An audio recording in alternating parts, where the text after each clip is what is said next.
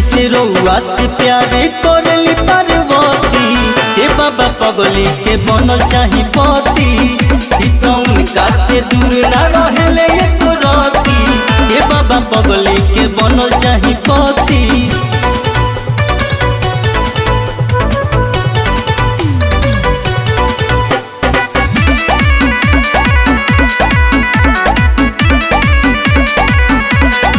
हे बाबा सिरवा झुकाई जलवा धरतानी हो, बस उनका के रउआ से मांगतानी हो।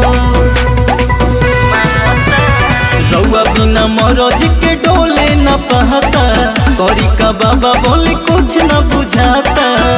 घूमतारी हमरे खाती बनी एक सती सती, कि जैसे रउआ से प्यारे करली पार्वती, हे बाबा पगली के बनल चाही पति। उनका से दूर ना रहेले एक राती, हे बाबा पगली के बनल चाही पति।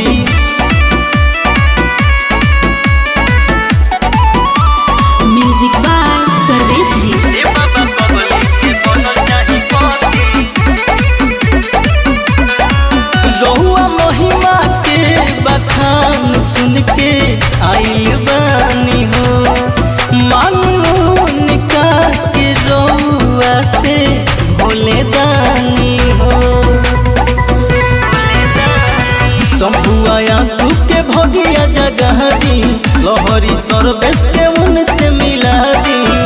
घर वाला लागे ओकर मरले बा मोती मोती, कि जैसे रउआ से प्यारे करली पार्वती, हे बाबा पगली के बनल चाही पति।